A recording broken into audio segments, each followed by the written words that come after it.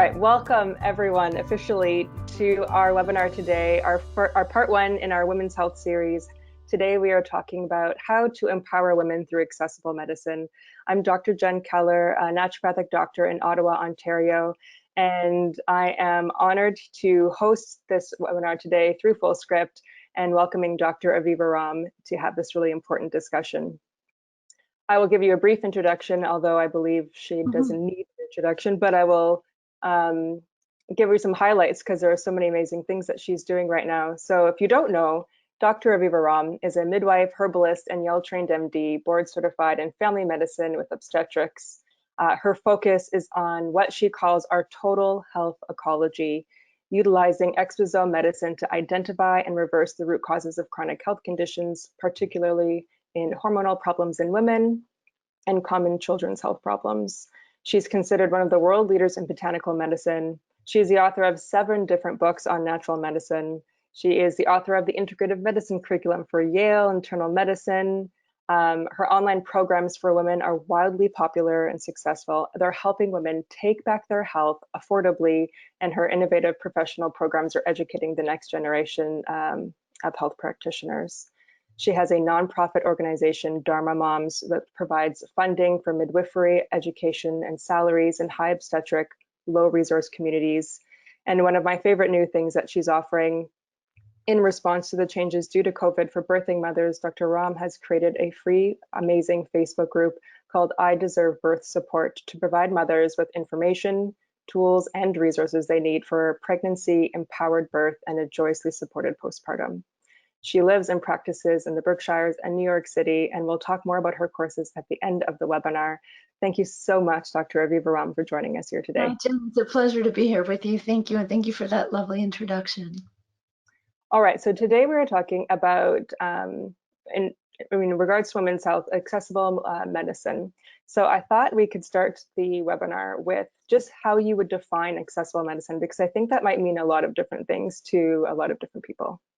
Yeah, I mean, we could even break down what does medicine actually mean, right? Totally, yeah. So what we know is just looking at the US and Canada, and I actually looked at the Canadian statistics just to check on, I'm realizing that you're coming from Canada to interview me, and wanted it to be relevant to the Canadian audience. So in the US, we have about 15% of our population that lacks access to medical care or lacks insurance. So about 44 million people here just don't have insurance.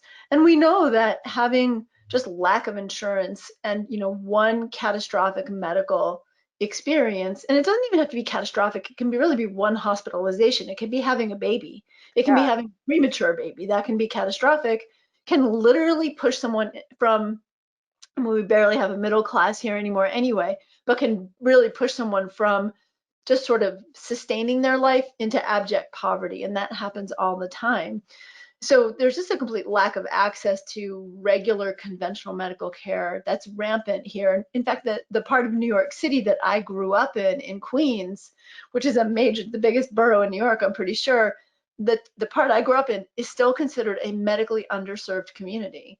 Wow. And so I thought, okay, well, you guys up north of us, you have everything way more together than we do. It's got to be so much better. And then I actually was shocked to find a statistic from February 2020 that was published in The Nation, saying that 1 in 5 Canadians actually lacks access to adequate care, which really took me back. So then, when we step back from the sort of generic lack of access to care, having worked in a low income community, very high risk socioeconomic strata community outside of Boston for several years, even if patients had access to medical care, what they had access to was very different than health care. So a patient could be diabetic or pre-diabetic, and what we were supposed to do is every 3 months check a hemoglobin A1C, every 6 months make sure that we check their cholesterol, every 9 months do a diabetic foot exam, and that was considered a diabetes bundle. That was preventative medicine. But there's nothing preventative about it, and there's nothing care about it, and there's nothing health about it. And even if that person was able to get in with the dietitian, in our clinical practice, which was a conventional, public health clinical practice, they were still going to get standard diet information, which isn't necessarily health information. And even if they were able to get access to really great diet information, a lot of my patients in that community were they were getting their groceries from the equivalent of a local gas station convenience store. So there's so many aspects of lack of access that are happening. And then, when COVID hit, it was shocking to me when schools closed in New York City and kids were having to learn at home. It was like 300,000 of the 1.1 million school-aged kids in New York had no home computer. So, we take for granted that if something comes up, we can Google it, or the equivalent, we can WebMD it, or we can do whatever, we want to find that information. But that's also assuming access to the information. And then when you think about it, if you were to buy a tincture of St. John's wort and take a standard, let's say, even Western dose, right? We're not even talking about like a European 5 mils 3 times a day kind of dose, or 7 mils 3. We're talking about like, 60 drops 3 times a day or twice a day in the US. You figure that's a few mils a day. There's a 28 mil tincture bottle. And that tincture bottle, on average, if someone goes into a health food store or even gets it from a physician's or naturopathic's office, is probably going to cost at least $14, right? Oh, yeah. So you're talking about $14 a week at low dosing, which probably isn't effective dosing. So let's say $14 every 3 or 4 days, when at least in the US, Prozac copay is going to be $4 for a month's worth of that SSRI. So there's so many barriers to accessing healthcare, medical care, and then on top of that, healthcare. And and then we really didn't even get into like other barriers, include things like where somebody lives. Right, my son, my oldest kid is 35, and he started an organization called City Block Health in New York, and it's an incredible organization, and they provide access to care largely to Black, Indigenous people of color in New York and several other states, Medicaid, Medicare, and high-risk economic populations. And one of the things that I learned from my son is that your healthcare, the most significant determinant of your healthcare is your zip code.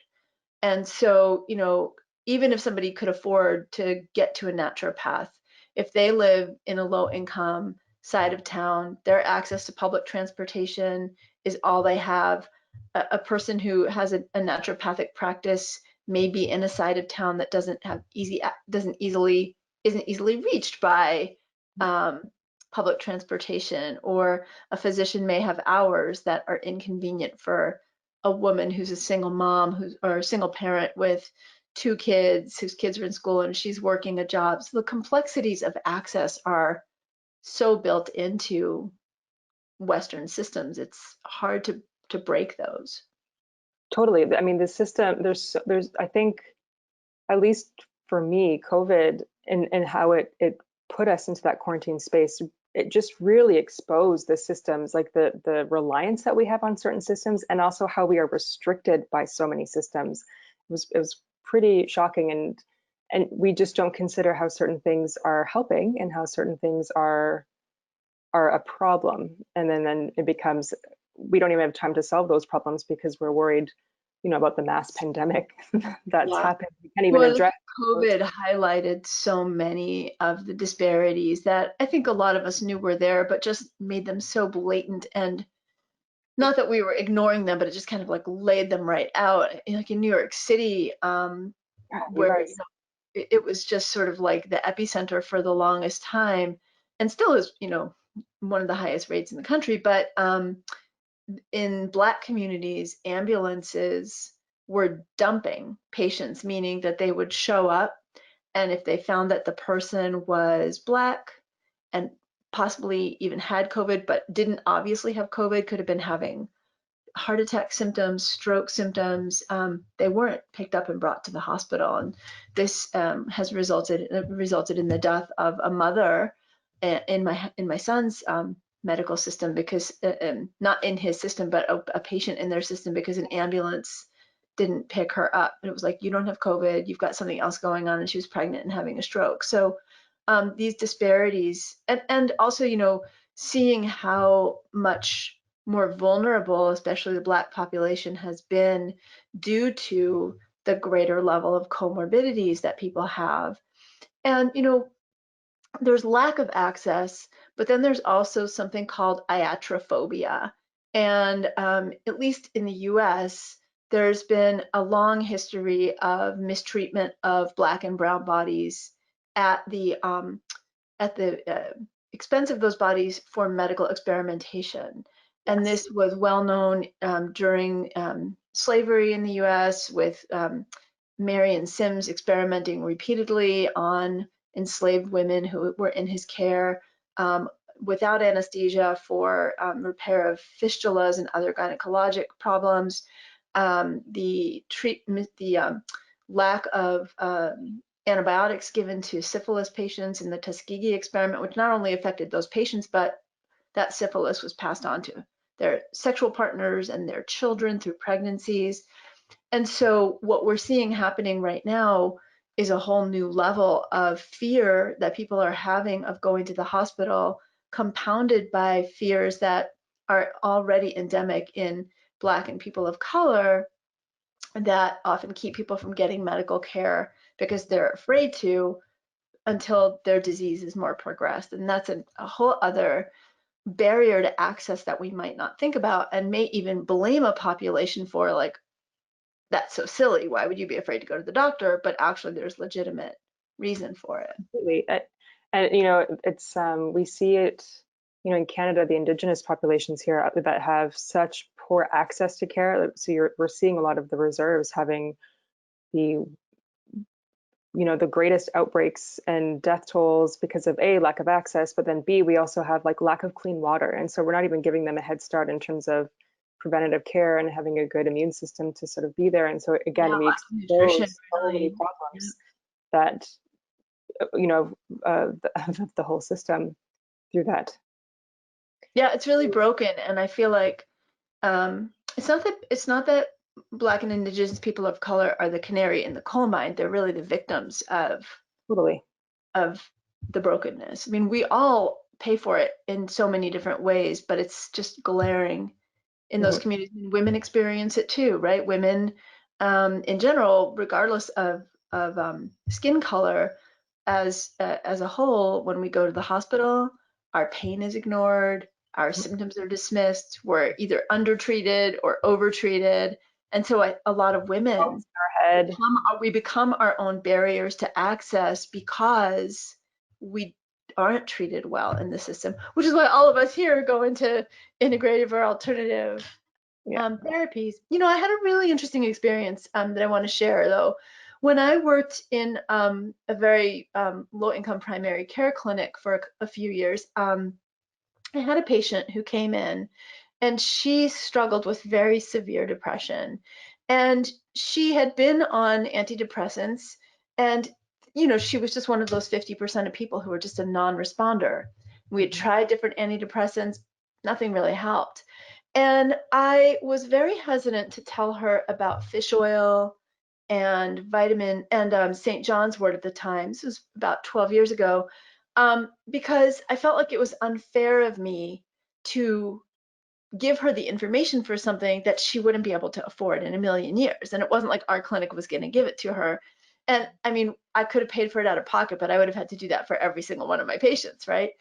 And I thought about that. And then I thought, wow, I mean, I'm actually contributing to lack of access by not telling somebody something that they have a right to know. And that was a real game changer for me. And when I did tell her about the fish oil and the St. John's wort, she actually wanted to try it. And she ultimately, the St. John's wort was too expensive to sustain, but she could get a vitamin D, she could get a magnesium, she could get a fish oil at a local pharmacy that were more affordable for her. And you know, sometimes we can use the system. And I think that as physicians, practitioners, we're morally obligated I feel morally obligated to use the system to my patient's advantages. So let me check a vitamin D for some reason and bill that to insurance so then I can actually prescribe vitamin D and get that covered by insurance. So there are ways that we can, even in conventional settings, at least here in the US, I don't know how it works for you guys, but game the system to some extent. And honestly, not in a way that jeopardizes our licenses, but Totally. honestly, work the system for what it should be there to do, which is serve our patients.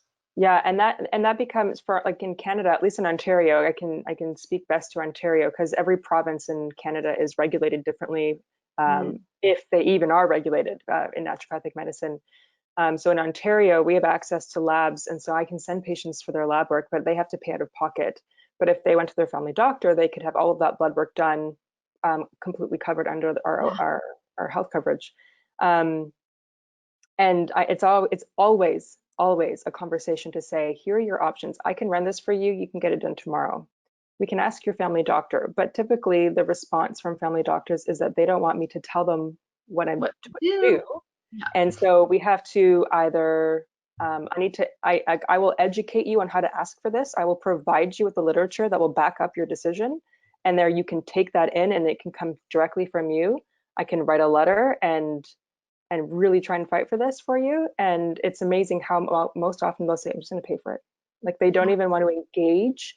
And it's because they've already done it, right? They've already asked, can you test my hormones? And no, like it's not hormones. Like, can I test my vitamin D, whatever? And so it's been interesting to sort of be in that space. And at this point, people are just want to know, which is great.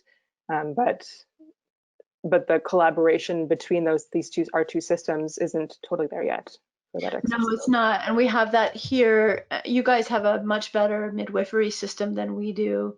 But here, the lack of access to the very providers that can actually help to mitigate people's risks by educating about relaxation, educating about exercise, educating about good food, and also how to access it, even if it is at your local grocery store, even if it's choosing milk over soda, it's still better than the soda, right? If that's what you have access to for nutrition. But the barriers here to the actual care that reduces risk Yeah. makes it so that the people who are at the most risk can't afford or get that care. I mean, even here, doula coverage is not universally supported by insurance. And we know that having a doula at your birth can reduce your risk of a cesarean by 20%. And that is It's huge. it's a substantial life-saving potential benefit for the mom, but also such a cost savings to the system. And that's Really. so just unfathomable to me. It's like, really? Yeah, we don't have any doula coverage really at this point I mean, I'm hopeful, but so I'm a doula and I just charge people naturopathic care and they can get it covered that way. And so it's a way that I can create something a little bit more accessible to it, but not most doulas aren't naturopathic doctors. So that's not really something that is, again, accessible to the majority of women who are seeking Yeah. doula care. Because I No, think I it would mean, even in the most, state, how many states in the states now? It's less than there's like around 20 that have licensed NDs at this point. it's minimal. Really small. Yeah. Yeah. And I mean, what's in, like, I don't know, I don't actually know how this changes in terms of accessibility, because in Canada, because most of our healthcare and people's experience of healthcare is, free, it's not free, but Yeah. in taxes, but like it feels free, um, to even engage or make the decision to access alternative care is a huge decision, because we're so not used to thinking of our health in terms of something that we should be spending money on or investing in.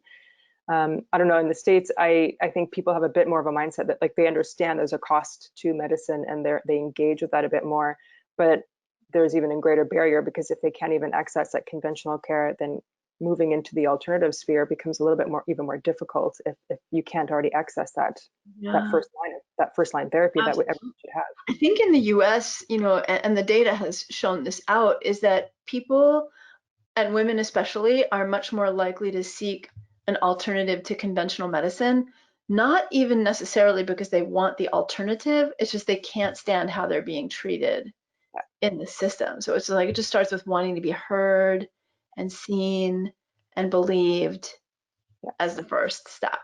And that's a huge barrier too. I mean, there was really one study that I read from a sociology journal that came out just a few years ago. I just recently read it. That just blew my mind. And it was about women with chronic pain. And the study was how when women go to the doctor for chronic pain, how they appear physically determines how they're treated. So if you, let's say, have endometriosis pain, or you have, you know, chronic hip problem or something, and you go to your doctor and you look too put together, your doctor will more likely judge you as being too put together, so you couldn't be that sick, because if you were that sick, you wouldn't have time to or energy to put yourself together. So you're not going to be heard. You're going to be seen as complaining. But if you go in too slovenly looking according to the doctor standard, so like you're wearing sweatpants and you feel like brushing your hair or whatever, you're not wearing makeup, so you don't meet that standard of like a more put together woman, then you're judged as drug seeking. So the study was like, the study was about how women with chronic pain have learned to like intuitively navigate how they appear, how they speak, how they sit. You know, you can't sit up too straight because then you look like you're too comfortable, but you can't slouch too much. It was the amount of emotional labor that It's it takes exhausting. people. Yeah, and you know, like learning more about just my own white privilege right now, and what it must be like if women are going through that, you know, what it's like for a person who is Black to go into a system that here at least is inherently built on racist principles and try to be heard and believed and seen is unfathomable to me. It must be exhausting to try to get your point across and get the care that you need. It's like multi-layers of exhausting, because you know that when you arrive, you've got a fight already likely ahead of you, and then you have the knowledge of past, like you know, I mean, and maybe people don't know this, but you know, like you know, Black and Indigenous people of color, especially women, are underrepresented in, you know, clinical studies, and so we don't even have the right information to support their bodies and in certain conditions and such that are either more prevalent in those in their culture or race, or just like not believing that it could possibly be something true for them, because they just are looking at the statistics from a very like sort of white centered space. And so then Thank you for we sharing that. Yeah, that's so important and so under addressed. So I mean I feel like we've already said it, but in terms of like what, like, I believe that accessible medicine is important, but I'm really interested in, like, for you, like, why do you believe accessible medicine is so important, especially now, given like the social and health and political social climate that we're in? Like I feel like 2020 is exposed, like it's literally like giving 2020 vision on all problems in the world, and so now we have to sort of sit with it and kind of identify. But I really think understanding why it's important, especially to us each personally, helps us to identify then our role and how we can serve moving forward. So I'm curious as Yeah. to where is that? I mean, accessible care is important because we all deserve to be healthy. We all deserve to have medical attention. We all deserve to be well. So from a fundamental perspective, accessible care is as important for everyone else as it would be for you getting it for your child, or you getting it for yourself, or me getting it for my child, or me getting it for myself. So just from a fundamental human rights perspective, accessible care is a non-negotiable Yeah. birthright. On top of that, you know, there are so many layers to what happens in a system and a society when there isn't access to care, right? It creates social disruption, social unrest, social anxiety, social tension. In certain communities, understandably, it creates more uh, ways to create incomes that aren't legal or healthy for that community. So I remember seeing this movie a long time ago, and I don't remember the name. Oh, it's called Bulworth, and it's Warren Beatty plays this politician who is running for election, and he's been taking all these drugs to help him stay awake, like all these stimulants. And so he's on this crazy jag. Anyway, he meets, I think it's Lauryn Hill plays the actress in it.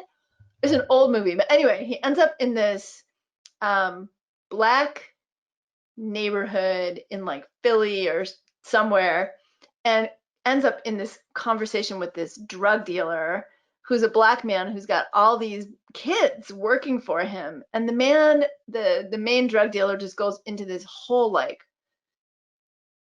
rap about how like, well, what do you expect us to do for income? And it's just so profound. It's just like it's a silly movie, but in that moment I was like, yes, of course. And when there's violence in any one community, that's really unfair to that community. It jeopardizes the safety of moms, of children, but it jeopardizes everyone's safety. So we shouldn't be ensuring health as a right for other people so that we stay safe. But if we think that things that are happening in a community are only happening in that community, we've got lots of rude awakenings that I hope are starting to happen now, because none of us can be healthy until all of us are healthy, not truly. Yeah. And then, all the factors that are impacting health the worst in Black and Indigenous communities aren't they're not going to reach us. That whole like not in my backyard, right? Yeah. Like you look at toxic dumping of all the things that we use all the time, all the waste products that we all use, and the more wealthy you are, the more you're probably using them, that get dumped into low income communities. But they still end up in everybody's water. They still end up in everyone's air. So I think looking at the things that we're doing in certain communities is really about global health too. Yeah.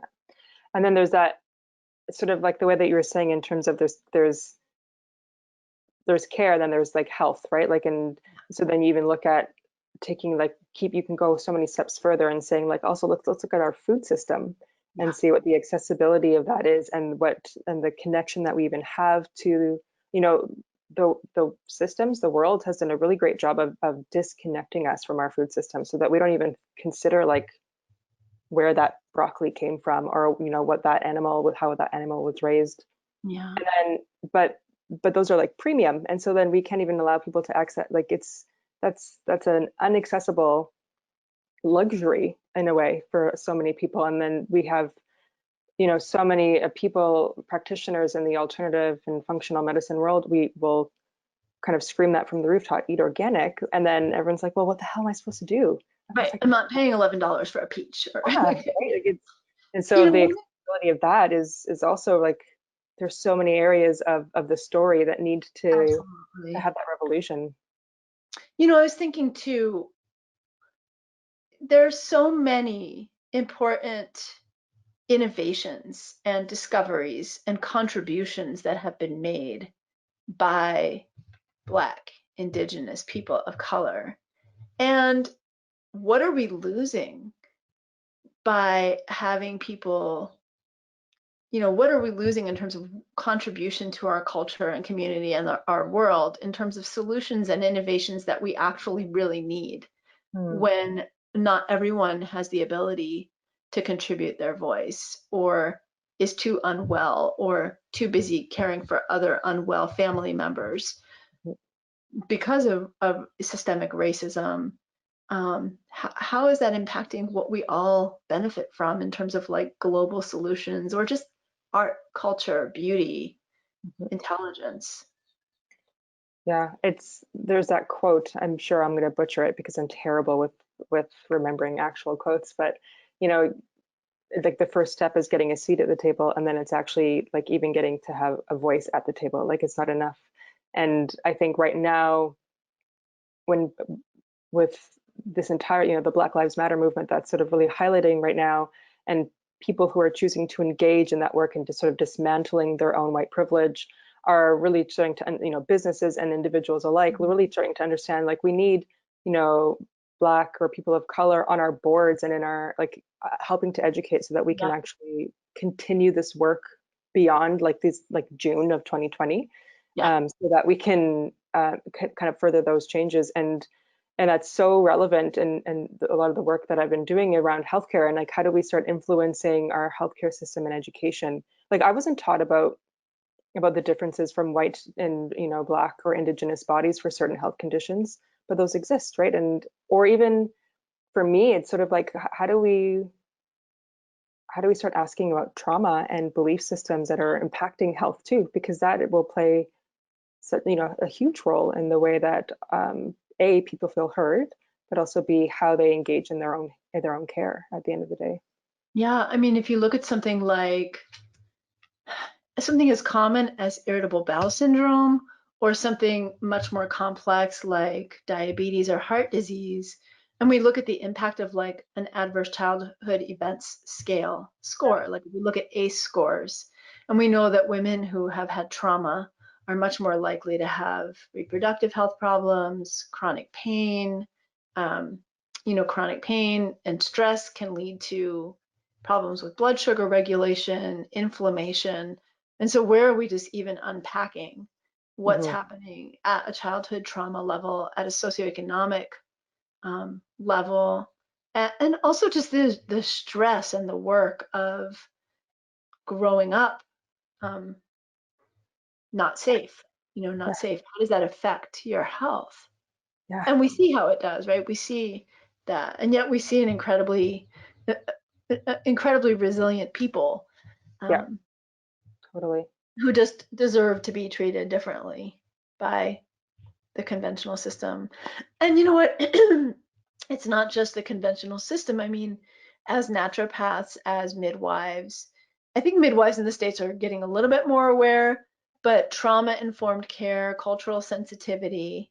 Yes. I had the fortune and privilege of studying midwifery in the Black community in Atlanta. My mentors were all traditional Black midwives. And it was just a fortunate, incredible opportunity.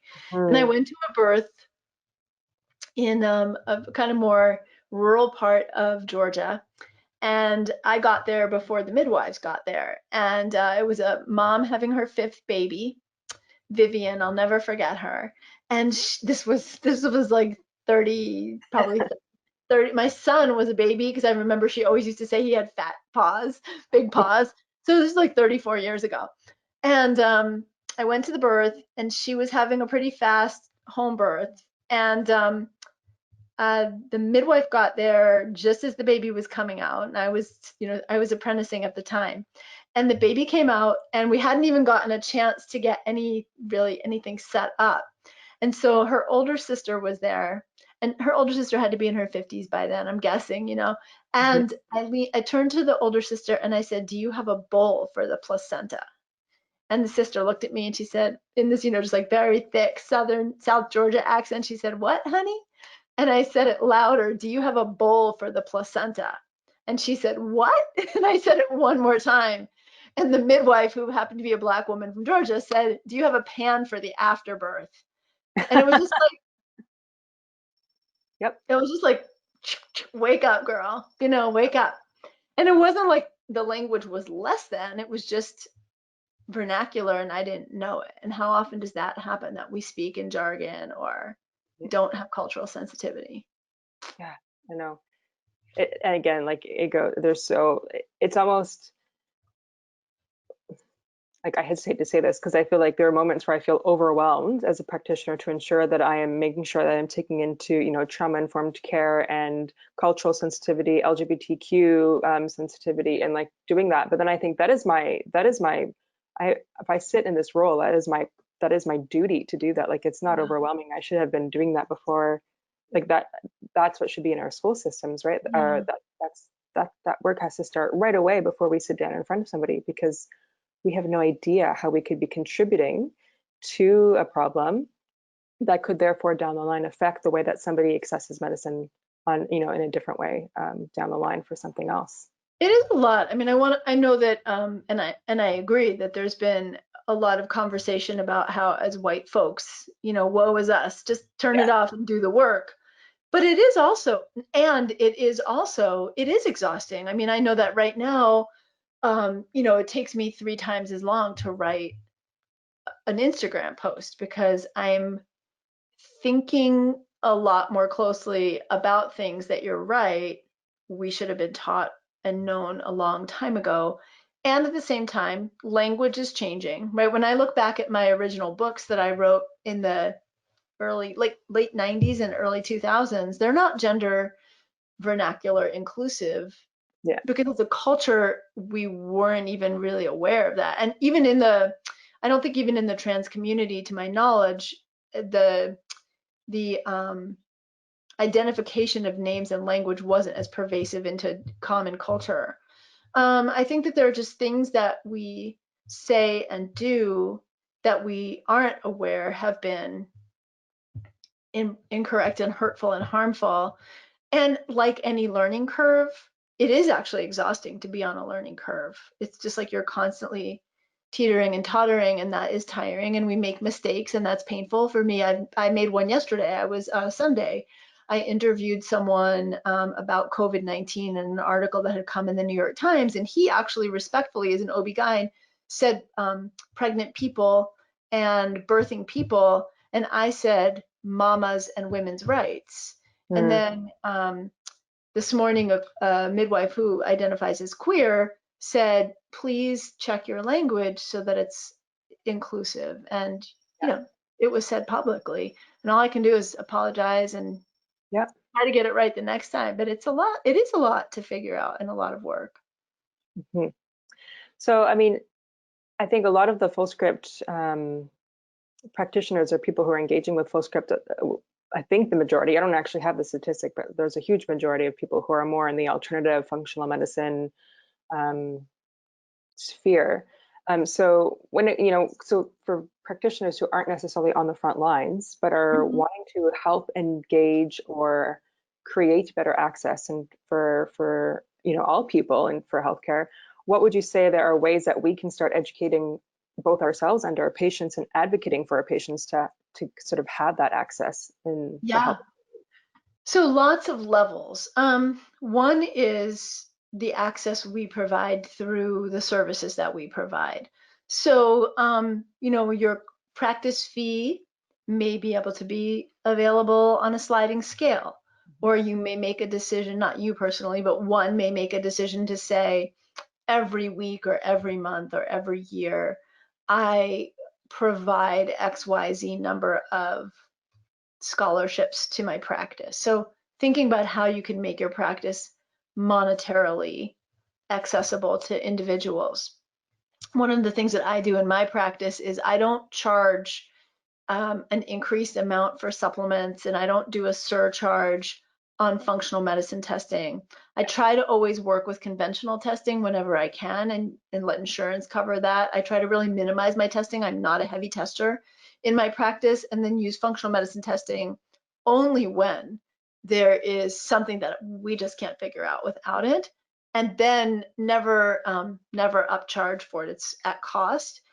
We do a $25 if there's shipping and handling that we need to manage, but other than that, it's not like an increase. Now, I do understand and respect that people coming out of naturopathic school, regular medical school, especially in the US, it may be different for you guys, but here people are coming out with $150,000 to $400,000 in debt once it capitates over time. So, I understand also, and there's no judgment from me, if you do need to mark up supplements and you do need to mark up your testing. So what are other ways that you can do things? Do you have a community clinic, like a primary care clinic where you can volunteer, even if it's one day a month, and volunteer your services, or volunteer to run an integrative medicine group for diabetes patients or for pregnant mamas or something that you're giving. Some of the ways that we do it in my business, meaning me and my husband, because he helps me, he's an educator and he helps with all the back end and tech and everything, is we offer a lot of online free events, like the birthing program online, which we may eventually have to charge a small fee for, because we have so many women and we're trying to produce so many resources, and I want to pay people who are going to be teachers and so forth. But what can you do in your community that is free or very accessible, whether that's online, you could volunteer at a school and teach nutrition or teach something. So there are a lot of ways that we can influence our communities that we might not think about otherwise. One of the things that I made a decision to do 2.5 years ago now is, the way Fullscript works is you can set your discount, right? So you can give anywhere from full 30% off to charge full equivalent of retail. Yeah. So many people in the general public on my social media platforms and so forth ask me what supplements I recommend. And as a physician who, I make my money on education primarily, so training programs, etc. And as a physician, I don't want the fact that my information is so important to me for people to trust to be muddied by my selling supplements directly. So, you see a lot of integrative and functional practitioners who will have a blog on, estrogen dominance. And then at the end of the blog, you can buy their branded products. And again, no judgment for me. I have no judgment on how people creatively make a living. Yeah. And for me, that's not what I've chosen to do. So I don't associate products with my information. Even in the integrative functional medicine training program, unless there is a product that is proprietary to a study, I don't mention product names in there. So what we did to answer the like daily, Dr. Viva, where do I get, or what fish oil do you use, or where do I get this, or where do I get that? We took my Fullscript formulary, we made it forward facing on my website. So it's not obvious, but if you go to the navigation tabs and you go to like more for you, there's a drop down and it says supplement store or replenish supplements or something like that. That takes you to a page. So it's like a click away from my content.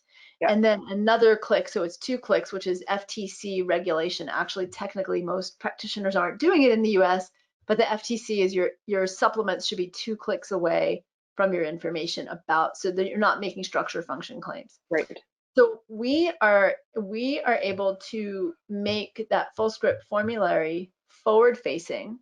We give the general public 20% off all the time, standing. And then that difference of 10% that I could get the 30% off, that difference of 10% we use as donation money. So we in the past, we just calculated this about a month ago. In the past 18 months, we've given away about $60,000 in cash to like Mama Toto Village and Better Birth Foundation and other organizations. And then we've also done about $60,000 in scholarships to my programs so that we're actually subsidizing the cost of me having people come in for free. So like this spring, we gave, just this past couple of months, we actually did this before George Floyd and before the riots. We started giving away scholarships to women of color who were becoming doulas or midwives serving low-income communities. So just in the past 3 months, we've given away 18 full scholarships. So that's one of the ways that I do it. And it's something that anyone who uses Fullscript, who has a website or sells supplements to patients can do. I just say that difference makes a difference. Yeah. And so that's one of the things that we've done. And so sometimes I don't have time. I volunteer my time for different, different situations where somebody might need a clinical second opinion. I've done it for an Innocence Project lawyer. I've done it for a birthing organization where they sometimes need a medical second opinion, like pro bono. And so I'll do that. But we don't always all have extra time. I don't have a lot of extra time. So if you can't give time, but you can give money, this is a creative way to do it. Yeah. I think I'm constantly trying to, I think the biggest issue I have with my profession is how inaccessible it is. Like I wish I could just give my time for free every day. And and it'd be great. And so like constantly trying to think of, you know, how can I engage a little bit more?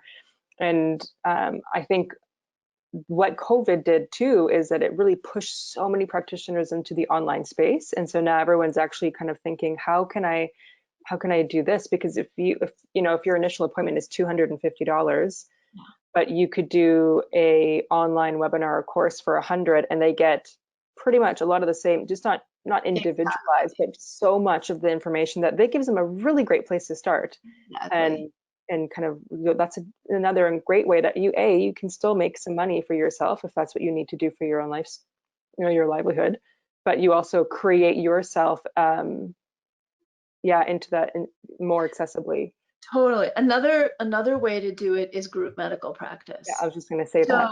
Yeah, and this is something we're moving into. So we're moving into like a Threelevel practice, which is minimizing actually my one-to-one care, because that's the highest price point of what I do in a one-to-one, and then adding in a group medical practice. And then for people who still can't afford the group medical practice, basically that same content delivered in a course format. So the course, you guide yourself. There's a Facebook page to support you. The group would be, 15 or so women with me at one time. And then the one-to-one is that person who, for whatever reason, needs or prefers that. But with a group, I mean, if you think about it, right, like if you're $250 an hour and you have 25 people paying $10 each, you're actually still making $250 an hour. Not only that, you're saying it once instead of 25 times, which I find is much more fun. But the other thing that happens that I've seen, and I've done this in a conventional medical group setting in a low-income, low-resource community where we had diabetes group, we had prenatal group, and I've done it in more, kind of across the board economics, where I don't know the economics, but I assume there's a pretty fair distribution, but fewer people from that more low-resource environment, but not wealthy people, just average people. What I've seen is that when you run a group, no matter who you're running the group for, you have so much less work to do. Because if you get 15 people together who all have a fertility problem, and especially if you've never had a fertility problem, those 15 people are going to talk about things that you would never have even thought to talk about. Really? They're going to share tips that you wouldn't even know about, but they're also going to feel supported. And feeling supported is half the road toward healing, I think. And you have just much less to do. And I think also the onus comes off of you as the person who's supposed to fix it, and you become more of a facilitator for a healing experience. And then the other thing, and this is I've seen on large groups that I've run, even with like the largest group I ran had 6,700 women. And I ran it for a month, and it was free and it was amazing. What I saw in that group, you have people who are much more active and then people who are much less active.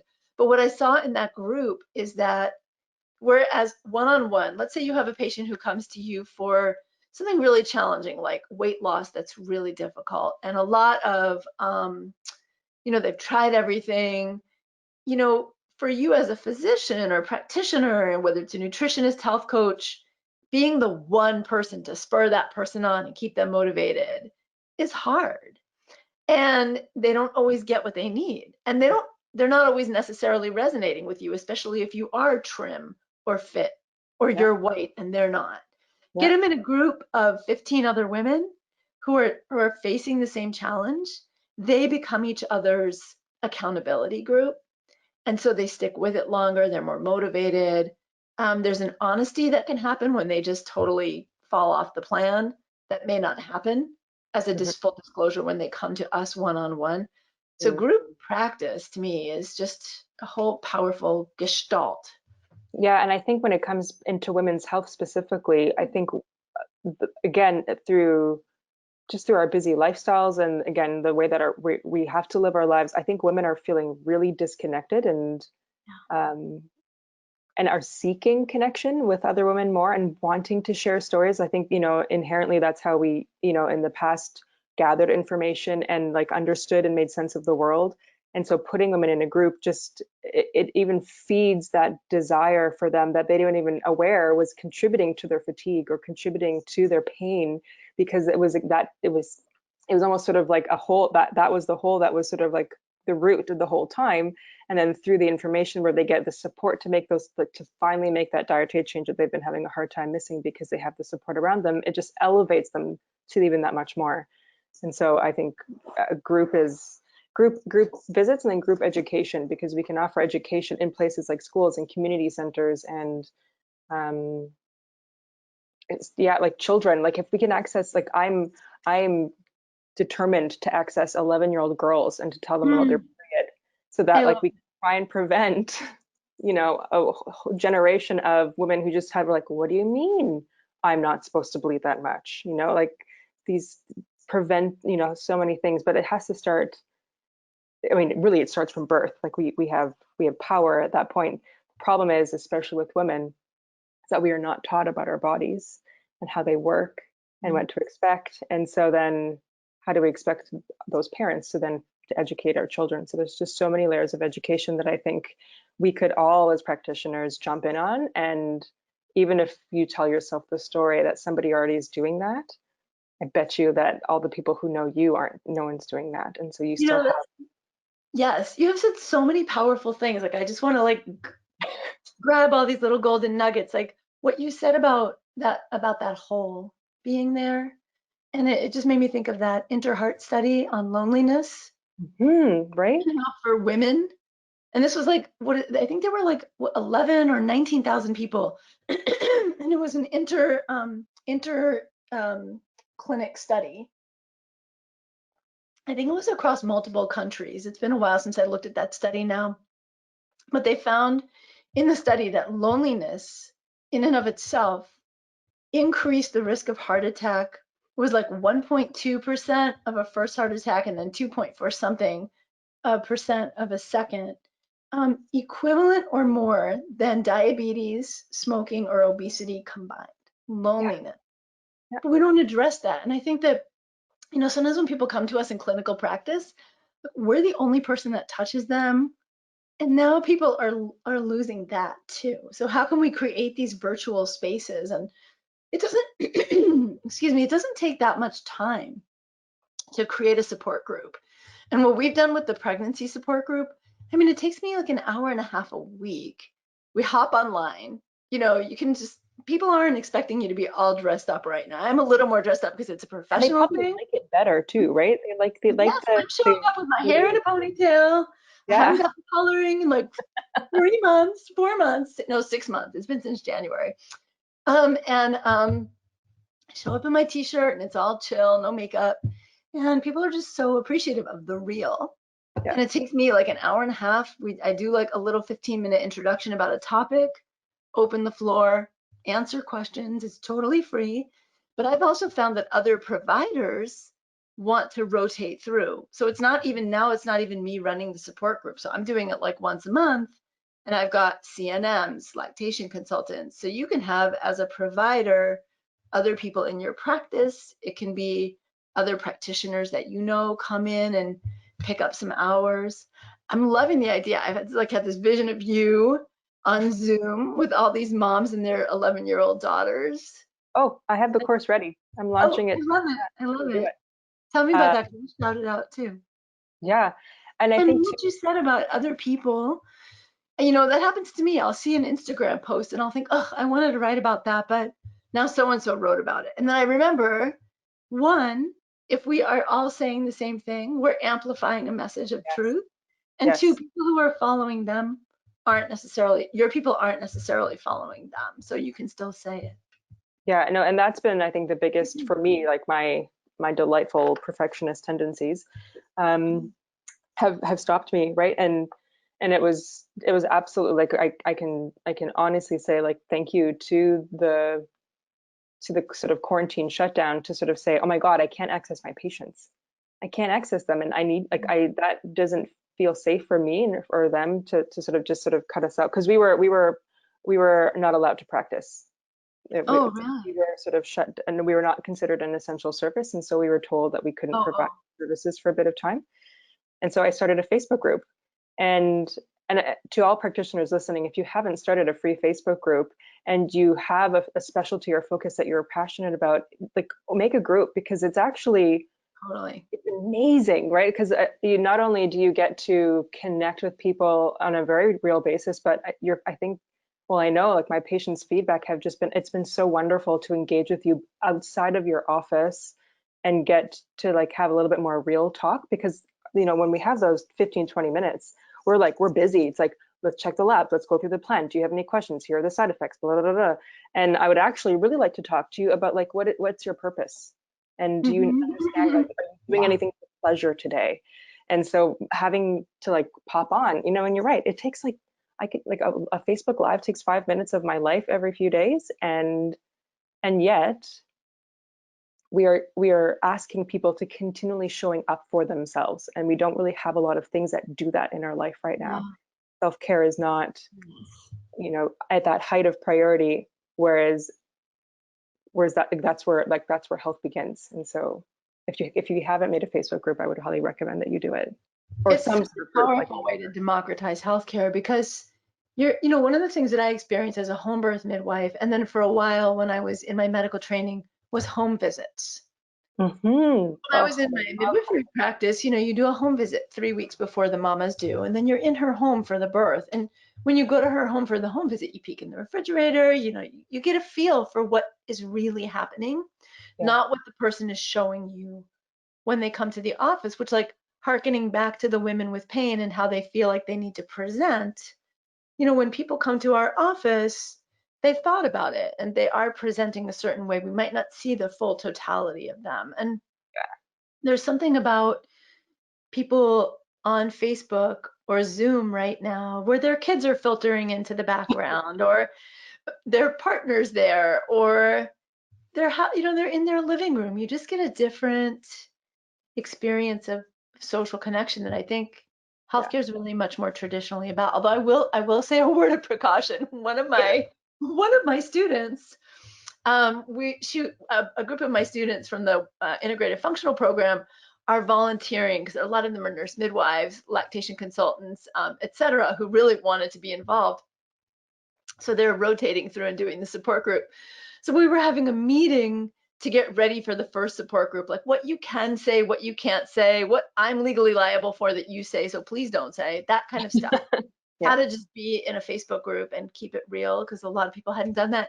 And none of us noticed this, but one of my students' husbands walked in the room in his underwear.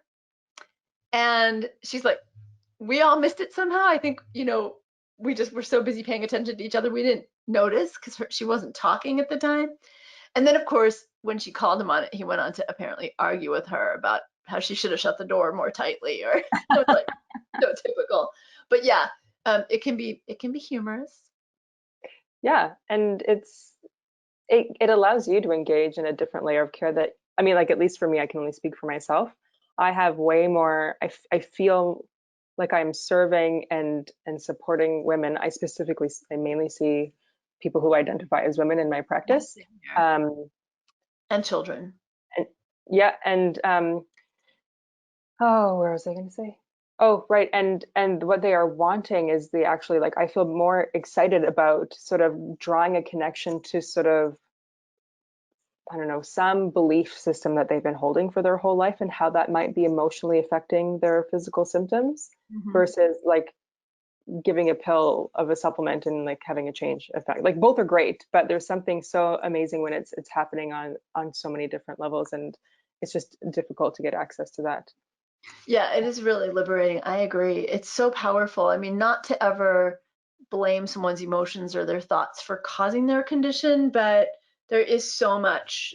Even sometimes I think, particularly when people have chronic diseases that they've had for so long, which is often a person who will come see an integrative or alternative practitioner, even the belief that they can get well or what being well looks like to them can get lost in the regular clinical setting.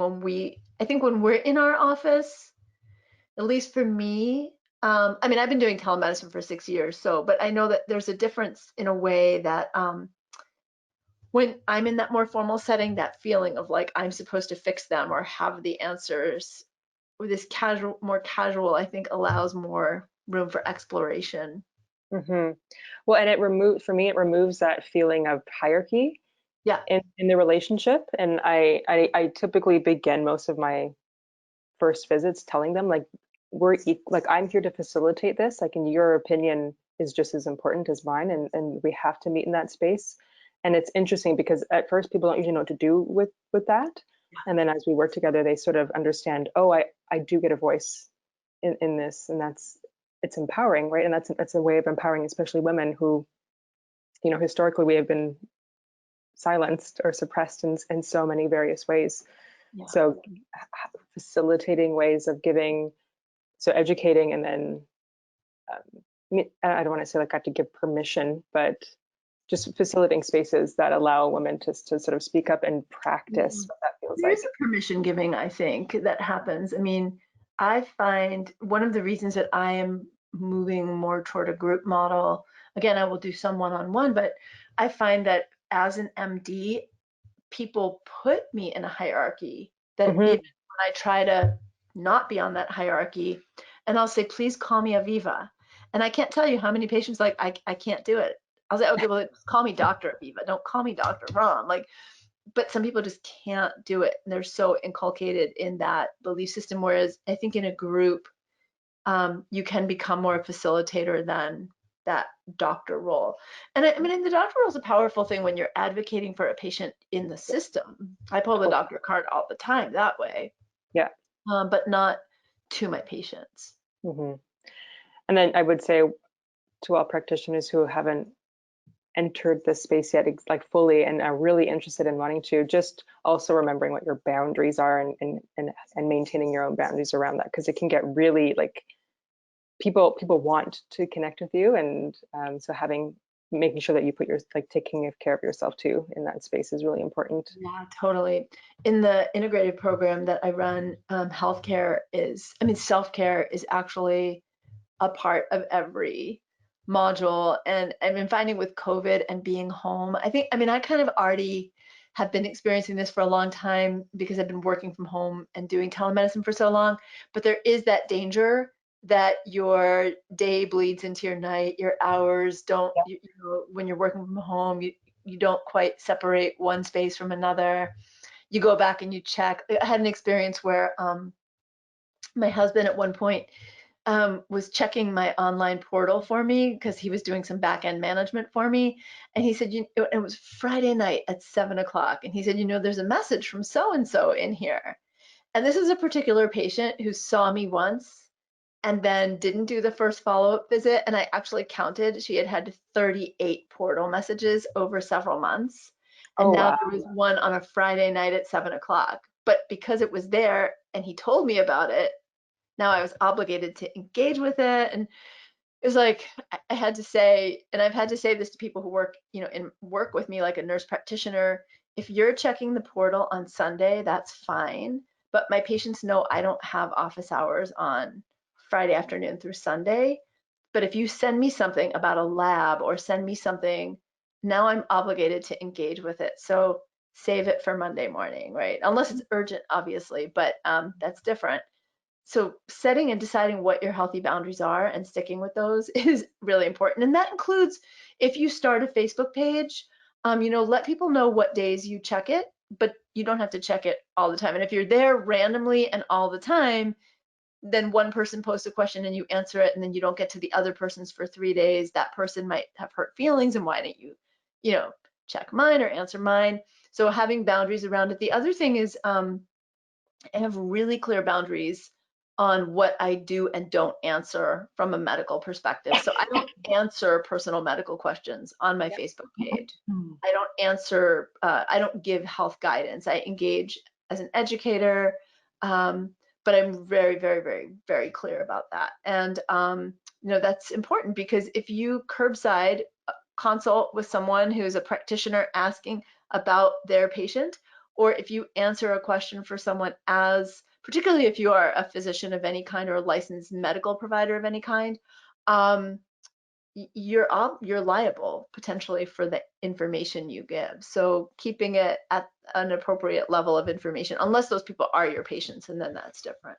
So like when I run an online group, if somebody says, let's say I'm running an online thyroid group and I'm talking about lab levels. If someone writes to me in the group and said, and this is not a patient group, this is like a course or on my Facebook page, and somebody says, Dr. Viva, my TSH is 4.6 and my free T4 is, 0.2, and what should I do? Or should I go get tested? Or should I take this supplement? Like, to answer that would be a medical answer. So I might say something like, those numbers do seem out of range. This is where I would go to your primary doctor and bring those labs. I wouldn't ignore it, but I wouldn't give medical advice. Yeah, totally. And if people are inappropriate, I sometimes delete their post and let them know like why that got deleted. You just kind of monitor it. I could ask you questions for hours. We're already over time. You for hours. I know. I had so many things I wanted to say and I didn't get there, so we'll just full script. We need to do it again, please. Yep. Part 2 of the 3-part series. There's a bunch of questions that have come in, so I was going to just pull some for you quickly. Let's do it. First of all, there has been, I don't know if you can see them, there's a whole bunch of just thank yous to us for just having this conversation. So, and thank all of you for showing up for this conversation, because I think it's really important. So the first question, one of the first questions that came in was that someone is interested in your functional medicine program. So could you give some information about the 2 different programs? Because you have one for practitioners and then you have one for women, I believe, as well. They're both for practitioners. Yeah. Okay. Do you mind if I do? I don't want this to be like an advertisement. No, I think it'd be useful information. Okay. Yeah. So I have 2 different programs that are professional level. One is called Herbal Medicine for Women.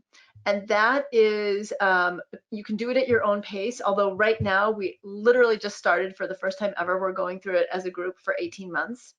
And that's a modest price point course. It's very much focused on traditional herbal medicine and evidence-based herbal medicine, primarily around reproductive health. So it starts out with foundations in herbal medicine and my spin on what herbal healing is, and then goes through menarche to menopause. So it doesn't really cover autoimmune disease. It doesn't cover, it talks about cardiovascular just vis-a-vis menopause, but it's not primary care. And you can be a physician or licensed professional in that we do offer substantial continuing education for that. But it is not only for professionals, it is geared toward professionals. So we offer substantial, it's well recognized as a graduate level health professional training program. But if you're just personally interested in herbal medicine, you can join that program. That has been running, this is the 15th year. And you have ongoing lifelong access. You can start it, you can do it at your own pace, or you can do it in this group with us. And I would say you really want to think about 4 to 6 hours a week, but again, it's do it at your own pace. I have people who are writing to me now saying, I started in 2017 and I had a baby and then I got my graduate degree. Can I jump back in? It's like, yes, jump back in. It's got a Facebook group, modules. We're doing a monthly Q&A and conversations. It's really, really lovely course. The Integrative Functional Medicine Professional Training Program, which I know is a mouthful, was a response. So before I even finished my medical trainings, I'd already been a midwife for over 20 years and a herbalist for over 20 years when I got my MD and then finished my residency. I was invited by a gentleman named Dr. Mark Hyman. Many of you know who Mark is. Mm-hmm. He is the one of the founders of the Institute for Functional Medicine. He's the director of the Cleveland Clinic, Functional Medicine Institute. When I got out, before I even finished medical training, Mark had asked me to join his practice. And in that practice, I learned a tremendous amount and have a huge amount of respect for Mark and his knowledge, and did some of the IFM training and got a great deal from it. And I will say not but, and I felt for me, and to give you just a little background, I personally grew up in a New York City housing project. I grew up with a single mother. I didn't grow up with a silver spoon or a trust fund or means. And so I was seeing in the practice that I was in that the price point for the cost of care was much more than most people could afford. Frankly, at the time, it was more than I could afford. And when when you say you can't afford your own self, there's a problem there. And additionally, I found myself quite frustrated. I mean, I'm a super like hippie, earthy, traditional midwife. My 4 kids were born at home, 3 of them me and my husband. I've taken 1 antibiotic since I was 14 years old, and I'm 54. I just turned 54. So I mean, I walk my talk, and I'm pretty earthy when it comes to it.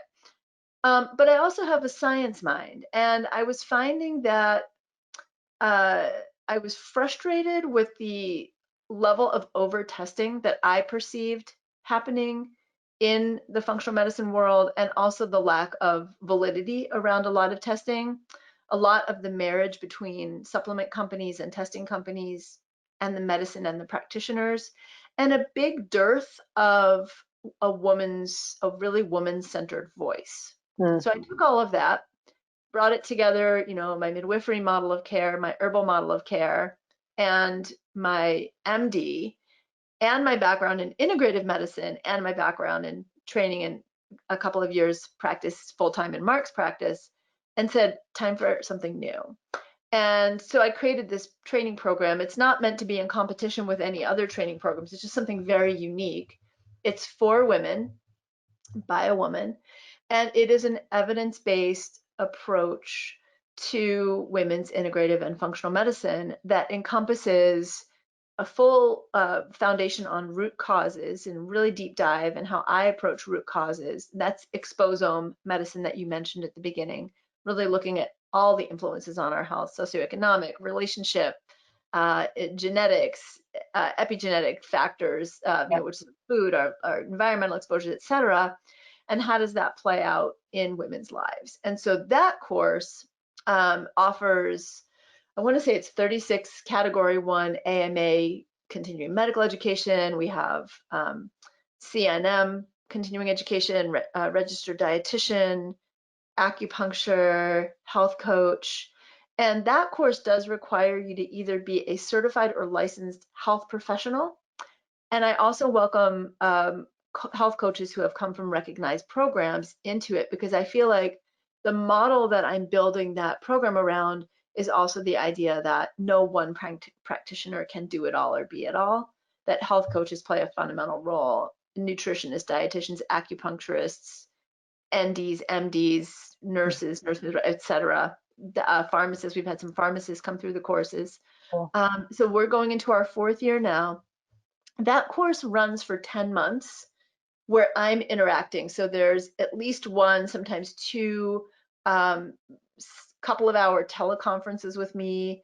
There is 120 hours of video that I created of content, and covers the reproductive, women's reproductive health and really deep dive.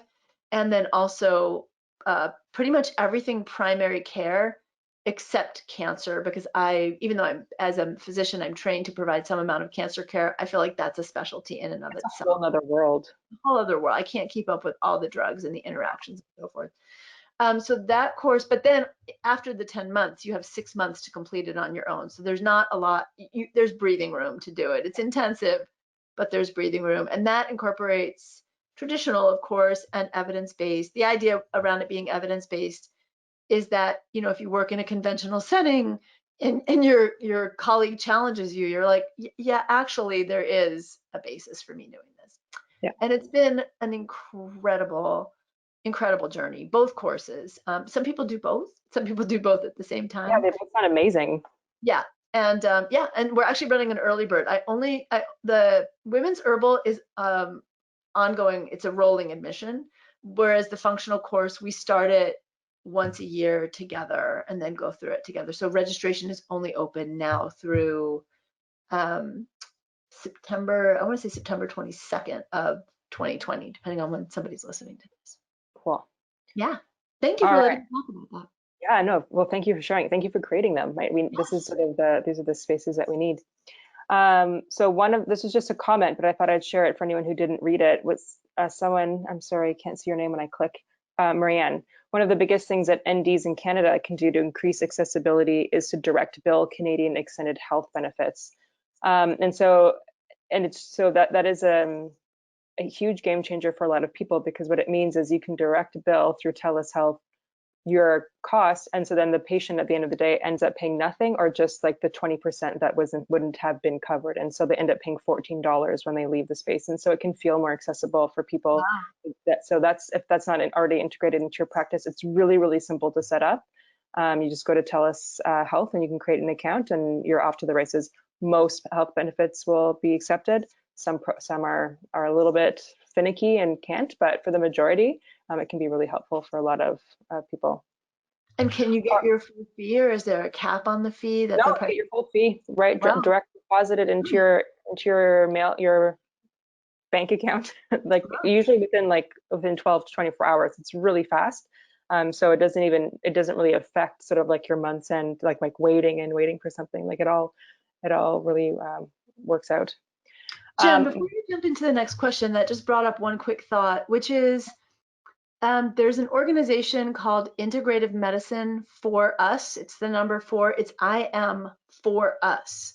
Okay. And it's for the underserved. And there are just a wealth of multidisciplinary different practitioners in there, from physicians to acupuncturists and others, who have created a whole host of assets, many of which, are common sense. So if somebody can't afford an herbal tincture, how can they make a tea? Or if they can't afford supplements, how can you increase their food intake in a certain way? Like, what are the hacks, if you will, to the expensive parts of the system that we can teach people to do at home? And IM for Us has a whole repository of resources on that. So like how to make your own bone broth at home, or all kinds of stuff like that.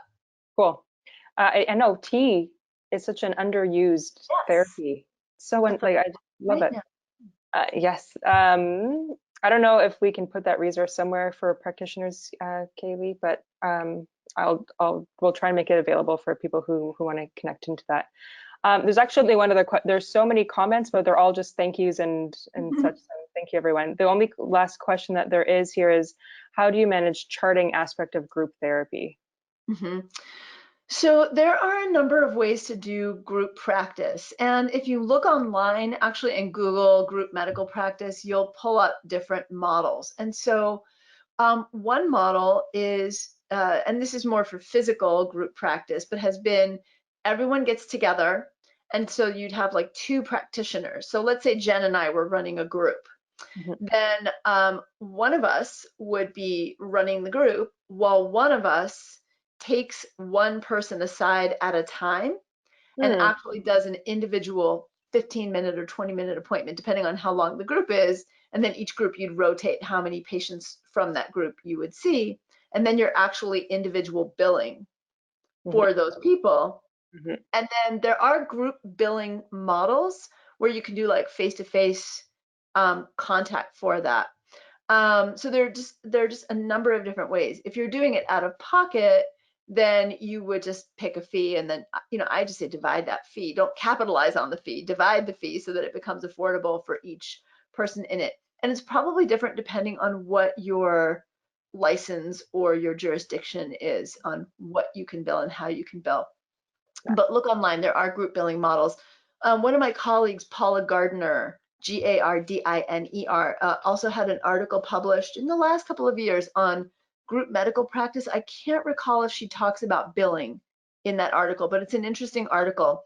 The other thing that's interesting for those of you who are interested in group medical practice is to borrow from a model called centering pregnancy.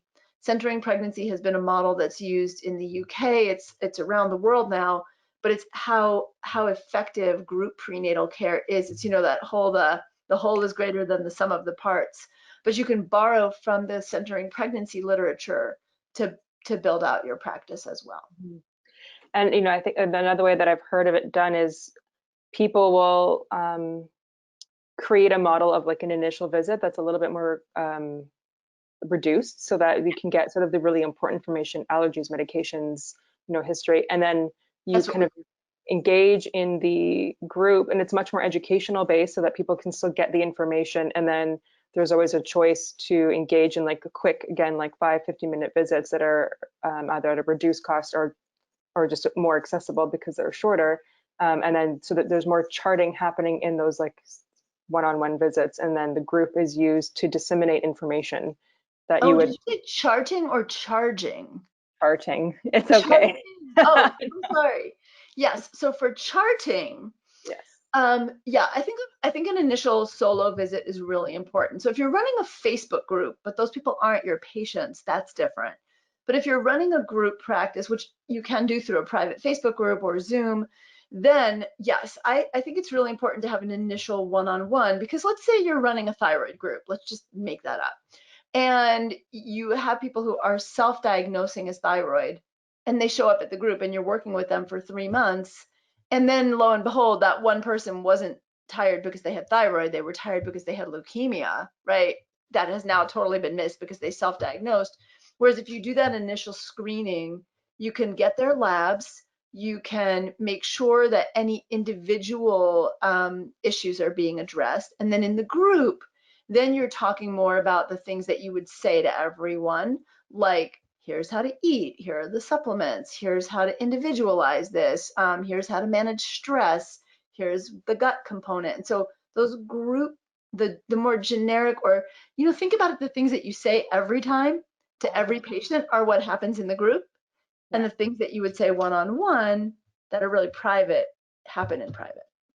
It's a great opportunity to challenge yourself too, to think sequentially of what systems need to sort of be addressed first, and then you can take into account the accessibility factors of those whatever you're dealing with, and providing examples and different ways of engaging with that kind of care. Absolutely. And if you're a solo practitioner, then you'll be running the groups. But if you have a health coach or you have a nutritionist, you can also have the groups rotate through the different modalities, so that you can have somebody who comes in who's doing the sort of, I got the rah-rah, like the motivational, how's it going? And then you have the nutritionist who's coming and saying, how's it going with the meal plan? What, what's going on? What's everybody doing? People share recipes. You can bring in guests, as long as your patients all agree to have somebody there, because people's names will potentially be seen.